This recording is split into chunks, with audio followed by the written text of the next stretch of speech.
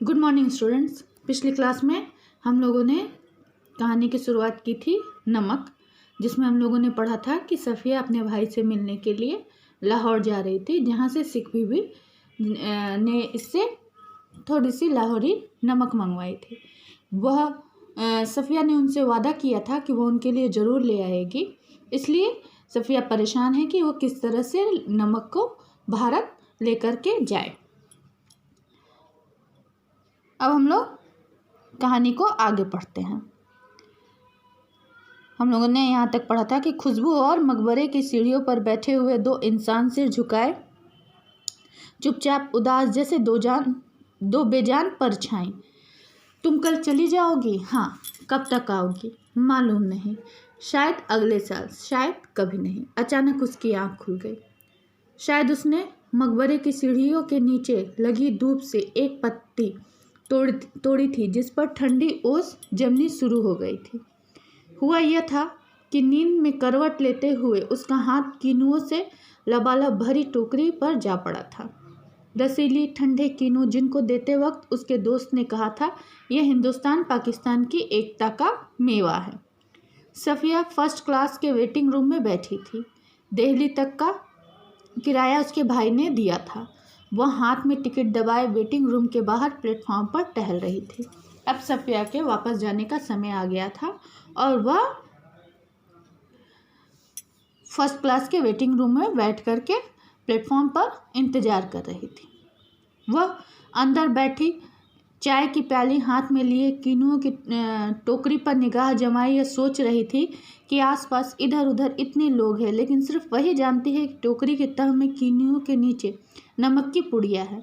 जब उसका सामान कस्टम पर जांच के लिए बाहर निकाला जाने लगा तो उसे एक झिरझिरी सी आई और एकदम से उसने फैसला किया कि मोहब्बत का यह तोहफा चोरी से नहीं जाएगा।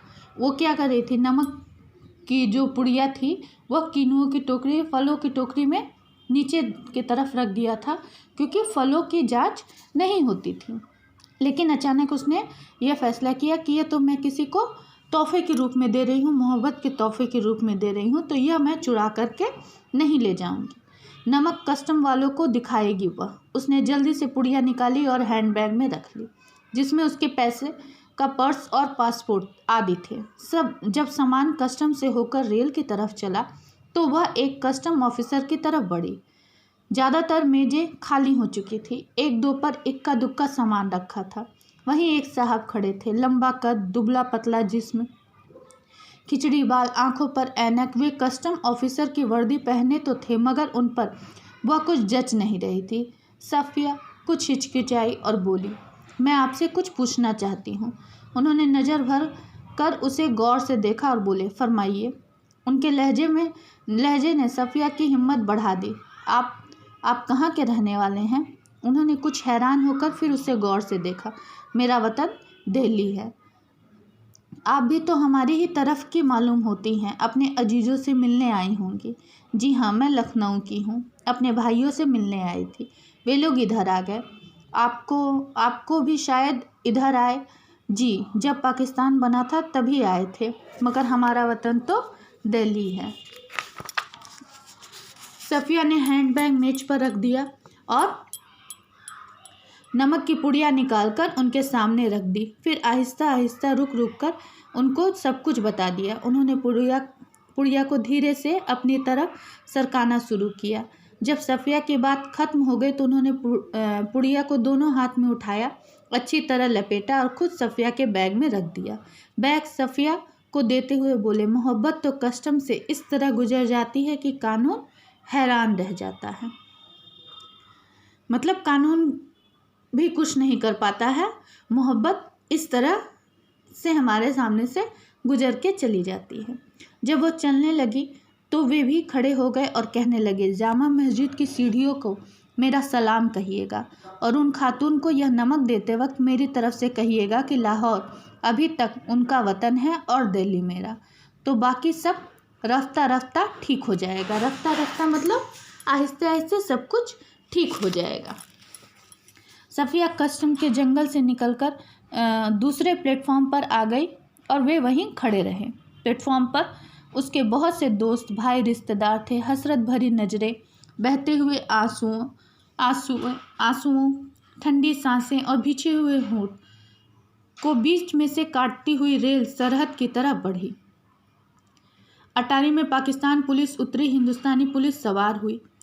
कुछ समझ में नहीं आता था कि कहाँ से लाहौर ख़त्म हुआ और किस जगह से अमृतसर शुरू हो गया। एक ज़मीन थी, एक ज़बान, एक सी सूरत और लिबास, एक सा लहजा और अंदाज थे। गालियाँ भी एक सी ही थीं, जिनसे दोनों बड़े प्यार से एक दूसरे को नवाज रहे थे। बस मुश्किल सिर्फ इतनी थी कि भरी हुई बंदूक दोनों के हाथ में थी। एक तरह के लोग यहाँ भी हैं, एक तरह ऐसे ही लोग वहाँ भी हैं। दोनों में कोई अंतर नहीं है। बस अंतर यह है कि दोनों के हाथ में भरी हुई बंदूक है। अमृतसर में कस्टम वाले फर्स्ट क्लास वालों के सामान की जांच उनके डिब्बे के सामने ही कर रहे थे। साफिया का सारा सामान देखा जा चुका था, तो वह उन नौजवान कस्टम ऑफिसर की ओर बढ़ी जो बातचीत और सूरत से बंगाली लगते थे। देखिए, मेरे पास नमक है थोड़ा सा। फिर उसने हैंडबैग खोला और वह पुड़िया उनकी तरफ बढ़ाते हुए अटकते, झिझकते, हिचकिचाते हुए उनके सामने सब कुछ कह सुनाया। उन्होंने सिर झुका लिया, सुनते रहे, बीच बीच में सिर उठाते, गौर से उसे देखते, फिर सुनने लगते। बात पूरी हो गई और उन्होंने एक बार फिर सफिया को ऊपर से नीचे तक देखा। धीरे से बोले, इधर आइए जरा। चलते चलते उन्होंने एक दूसरे से कहा, इनके सामान का ध्यान रखिएगा। वो दूसरे से कहते हैं कि इनके सामान का साफ ध्यान रखिएगा और सफिया को लेकर के चले जाते हैं। प्लेटफॉर्म के एक सिरे पर एक कमरा था, वे उसके अंदर घुसे। साफिया दाखिल होते हुए हिचकिचाई। वे मुस्कुराकर बोले, आइए आइए ना। जेब से रुमाल निकालकर उन्होंने कुर्सी को झाड़ा और बोले, बैठिए।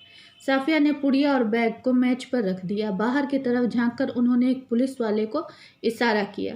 सफिया के पैर तले की जमीन खिसकने लगी। अब क्या होगा? 2 चाय लाओ, अच्छी वाली। पुलिस वाला सफिया को घूरते हुआ चला गया। फिर उन्होंने मेज की दराज खींची और उसमें अंदर दूर तक हाथ डालकर एक किताब निकाली। किताब को सफिया के सामने रखकर उन्होंने पहला साफा खोल दिया।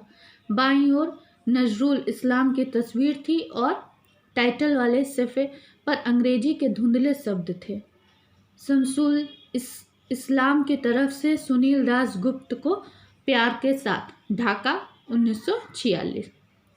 तो आप क्या ईस्ट बंगाल के हैं? हाँ, मेरा वतन ढाका है, उन्होंने बड़े फ़क्र से जवाब दिया। तो आप यहाँ कब आए? जब डिवीज़न हुआ तभी आए, मगर हमारा वतन ढाका है। मैं तो कोई 12-13 साल का था, पर नजरुल और टैगोर को तो हम लोग बचपन से पढ़ते थे। जिस दिन हम यहाँ आ रहे थे उससे ठीक 1 वर्ष पहले मेरे सबसे पुराने, सबसे प्यारे बचपन के दोस्त ने मुझे ये किताब दी थी। उस दिन मेरी सालगिरह थी। फिर हम कलकत्ता में रहे, पढ़े, नौकरी भी मिल गई, पर हम वतन आते जाते थे। वतन? साफिया ने ज़रा हैरान होकर पूछा कि मतलब वतन? वतन तो अब डिवीज़न हो गया, विभाजन हो गया, तो वतन भारत हो गया। मैंने आपसे कहा ना कि मेरा वतन ढाका है।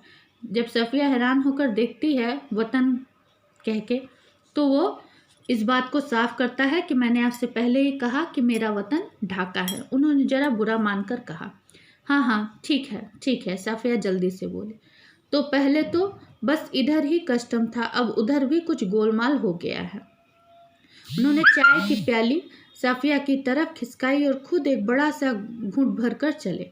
वैसे तो डाक कलकत्ता में भी होते हैं, जैसे नमक यहाँ भी होते हैं, पर हमारे यहाँ डाक की बात ही है। हमारी ज़मीन, हमारे पानी का मज़ा ही कुछ और है। कहते हैं डाब यहाँ भी है, कलकत्ता में भी होता है, लेकिन हमारे यहाँ डाब की कुछ और ही बात होती है। उठते वक्त उन्होंने पुड़िया साफिया के बैग में रख दी और खुद उस बैग को उठाकर आगे आगे चलने लगे। साफिया ने उनके पीछे चलना शुरू किया। जब सफिया अमृतसर के पुल पर चढ़ रही थी, तब पुल की सबसे निचली सीढ़ी के पास वे सिर झुकाए चुपचाप खड़े थे। सफिया सोचती जा रही थी, किसका वतन कहाँ है? वह कस्टम के इस तरफ है या उस तरफ है? मतलब ये विभाजन भले ही देशों को अलग कर चुका है, लेकिन उनके दिल में जो अपने देश के प्रति जो जज्बात हैं, जो प्यार है, जो मोहब्बत है, उसको कम नहीं कर सकता है। विभाजन से भले ही बांग्लादेश से कुछ लोग भारत आ गए हैं, भारत से कुछ लोग पाकिस्तान चले गए हैं, पाकिस्तान से कुछ लोग भारत में आ गए हैं, लेकिन उनका अपने देश से अर्थात अपनी जन्मभूमि से जो लगाव है वह खत्म नहीं हुआ है। वे आज भी दिल से अपना जो वतन है वह अपनी जन्मभूमि को ही मानते हैं। तो ये हम लोगों ने कहानी पढ़ी नमक, जिसको छुपा के लाने के लिए कहा गया था। सफिया के भाई ने कहा था कि तुम अगर ले ही जाना चाहती हो तो इसे छुपा के ले जाओ, क्योंकि यह गैर कानूनी है। लेकिन सबके दिल में अपने वतन के प्रति प्यार है, यह इस कहानी में हम लोग देखते हैं। ये यहीं समाप्त होती है।